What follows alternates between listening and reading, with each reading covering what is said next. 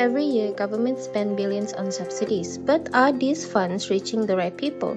In Malaysia, nearly 43 billion was allocated for subsidies in 2023, yet many vulnerable groups still struggle with rising costs. Could targeted subsidies be the key to fairer, more efficient spending? Penurunan apa-apa, tapi untuk bekalnya makanan ni tak payahlah, untuk subsidi tu kekalkan. Subsidi 2.5 bilion setahun, apa yang I dapat? You bagi kepada siapa? Company swasta lah. Tapi harga sama juga saya tengok. Lebih baik 2.5 bilion ni you bagi kepada orang susah. Lebih baik daripada you bagi kita orang. Alah, bukan harga you nak makan telur satu papan. Itu je. I bukan sokong kerajaan, tapi apakah yang buat betul lah. Yang tak betul tak betul pada saya. Government expenditures on subsidies is meant to protect citizens from economic shocks, but blanket subsidies often leads to waste, misuse, and fiscal strain. With global inflation and shrinking budgets, policymakers face a critical question: how can subsidies be distributed more effectively? Blanket subsidies in Malaysia disproportionately benefit wealthier urban households, widening the gap between urban and rural communities, says an economist. How do targeted subsidies work? It is through mean testing, digital system, and direct cash aid. It is designed to reach those who need help the most. Targeted subsidies aim to make every ringgit count. But are they the best solution? Targeted subsidies offer efficiency but come with implementation challenges.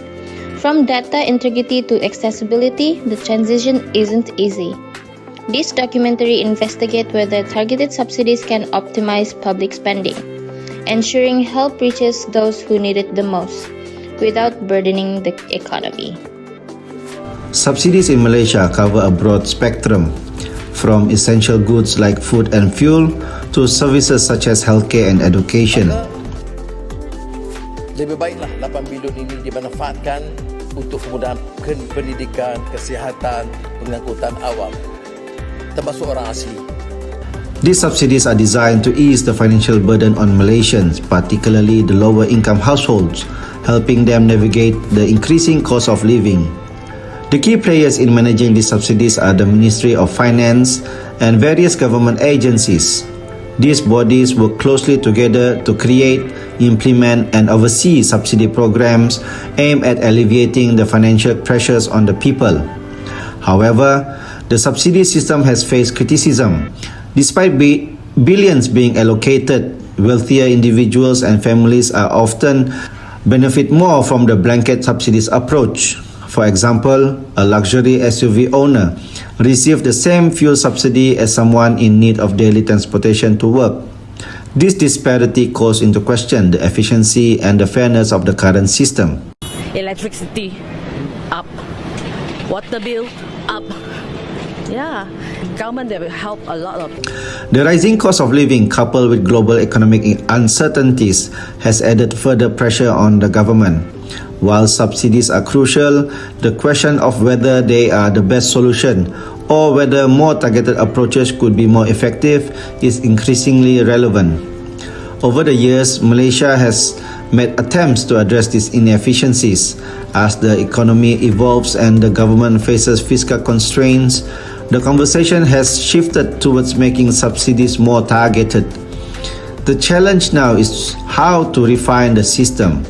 How can the government ensure that subsidies reach the people who need them most without straining national resources? This growing debate over the efficiency of Malaysia's subsidy system is a key issue facing policymakers today. As inflation rises and the financial needs of citizens increases, the government must consider reforms to ensure that subsidies continue to serve their intended purpose, which is to help those that are most in need. As Malaysia moves toward implementing targeted subsidies to ease the government's financial burden, serious questions are being raised about how effective and fair the system can really be. Now, we will take a closer look at the core challenges facing this major policy shift. One of the biggest hurdles is data. Many Malaysians, especially those in rural areas and among the elderly, are still not registered in the PADU system yet, the key database used to determine subsidy eligibility. Even for those who are registered, income details and family data may not be up to date. On top of that, government databases like tax records, welfare info, and MyCard systems are still poorly integrated. That makes accurate targeting not just difficult but sometimes impossible. And where there is a system, there is always the risk of abuse. Some higher income individuals may manipulate their data to falsely qualify. There are reports of syndicates or agents charging fees for registration or worse, misusing other people's personal information. Economists are urging the government to continue strengthening the country's fiscal position to ensure sustainable finances for ongoing aid programs and to prepare for the impact of global trade tensions. Ahmed Razman Abdul Latif from Putra Business School warns that delaying proactive measures such as targeted subsidies could be detrimental in the long term, especially in terms of increasing revenue. There is a quote saying, rolling out targeted subsidies nationwide isn't just about a policy, it's a massive operational task. From upgrading digital infrastructure to training civil servants and frontline workers, the cost is high. And during implementation, technical issues like system crashes or long queues could frustrate the very people the system is meant to help. There are also growing concerns about the way the policy is designed. Simple eligibility rules risk excluding borderline poor households, and using energy or fuel usage as a substitute for income? That's unreliable. Critics say the urban-rural cost of living difference isn't properly factored in, leaving some communities behind. Meanwhile, public understanding of the new subsidy system remains low. Many don't know how it works or how to register. That is led to mistrust and in some cases, total disengagement. Social media hasn't helped, with misinformation spreading quickly, causing confusion and fear, especially when fake news claims that subsidies are being removed entirely. And let's be honest, subsidy reform is a political hot potato. Many Malaysians see it as a punishing the poor and the middle class. Governments are cautious, especially during election periods, for fear of backlash or protest. In fact, history shows that past reforms have often been rolled back under public pressure.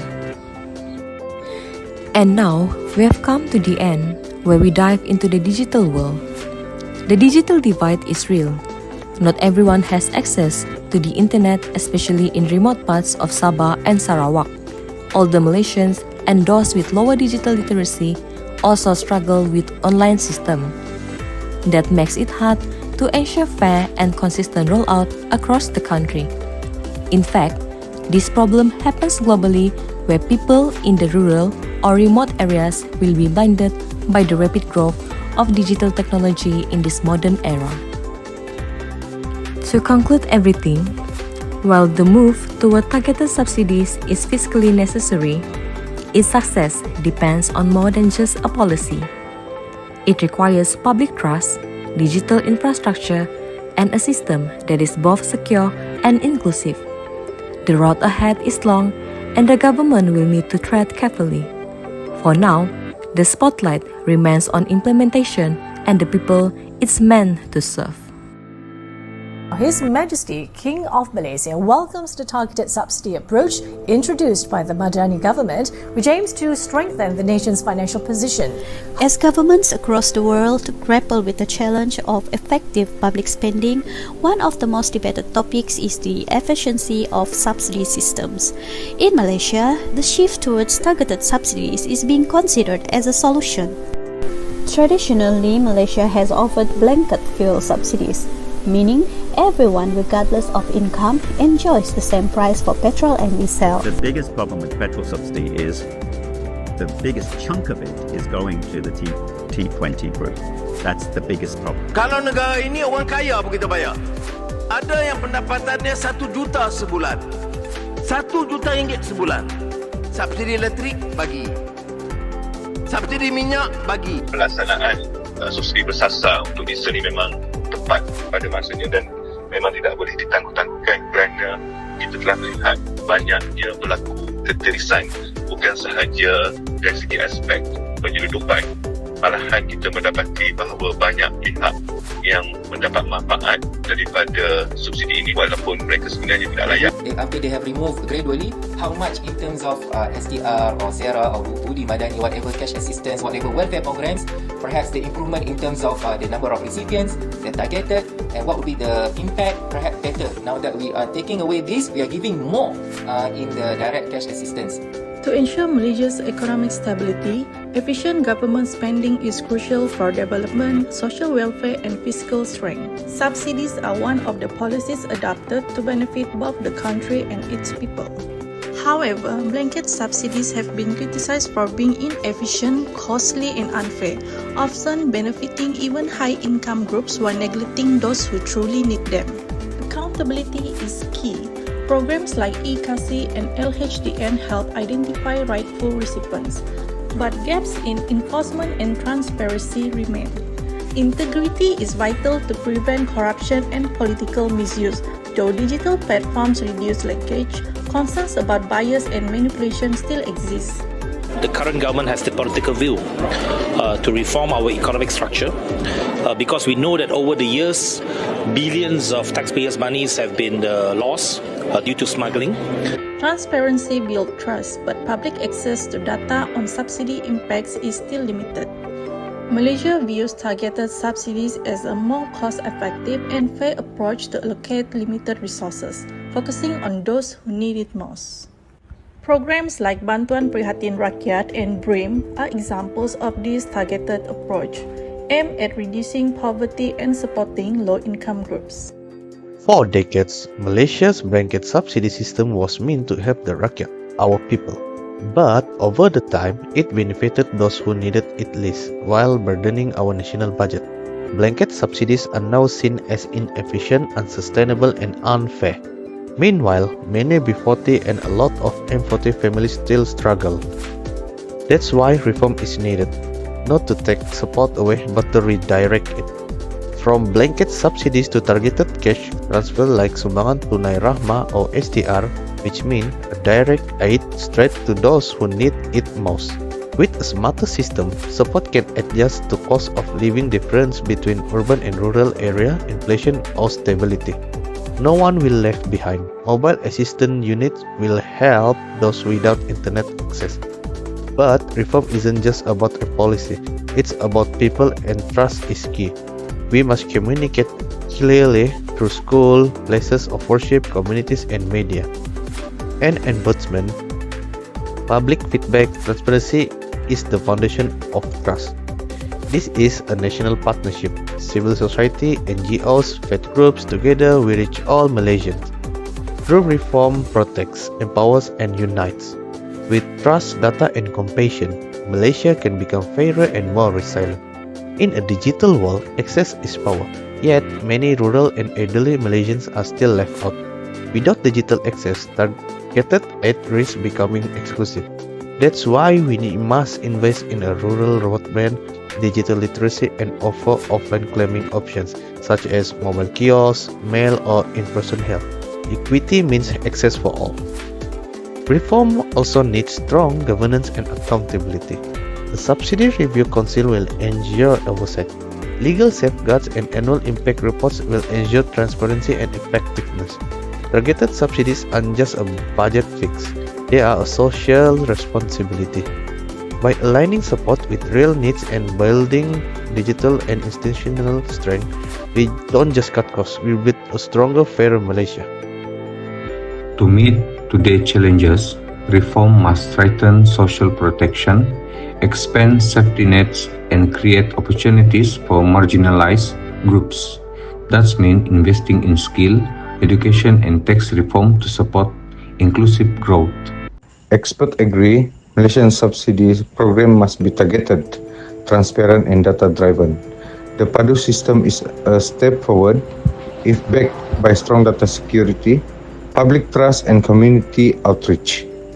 To improve public finance and policy, Malaysia must reinforce fiscal discipline, enhance investment readiness, and pursue deeper structural reform. Malaysia's journey toward high income nation status by 2028 until 2030 is on track. But for real progress, reform must ensure that every Malaysian, especially the vulnerable, share in that success. As we conclude this documentary, one message is clear: that the essential role of subsidies in Malaysia's economy and the significant issues arising from a blanket approach. In the meantime, Anwar said the implementation of targeted subsidies is a key measure for reducing government expenditure, enabling support for hawkers and small traders. Bila kita tarik subsidi daripada dia, barulah kita bantu penjaja dan peniaga. Malaysia has allocated over 80 billion in subsidies to ease the people's burden. However, blanket subsidies frequently favor the wealthy at the expense of the vulnerable. Digital platforms like Padu can provide a more equitable and sustainable alternative to indiscriminate allocations. Dan hari ini kita perkenalkan sistem Padu. Pangkalan data utama, PADU, the new central database hub in Malaysia, is now accepting registration until 31st March 2024. Our exploration from expert insights to real-world realities shows that a transition to targeted subsidies is not merely a policy shift, it is a necessary evolution. Apa yang penting ialah subsidi bersasar. All this while, the government has been spending more than 80 billion. Challenges like digital divides, data gaps, and public mistrust are real, but with strong governance, accurate data, and effective communication, this transition will succeed. Targeted subsidies present a decisive path towards fairer, more efficient government spending, ensuring that help reaches those who need it most and reducing the fiscal strain on our nation. We must confront a critical question that, should public funds continue to benefit everyone, including the wealthy, or is it time to invest in systems that truly support the underserved? The future of Malaysia depends not only on how much we spend, but on how wisely we allocate those resources. We must demand transparency, inclusiveness, and real impact. Your voice matters. Your awareness matters. Together, we have the power to shape a better economic future for every Malaysian.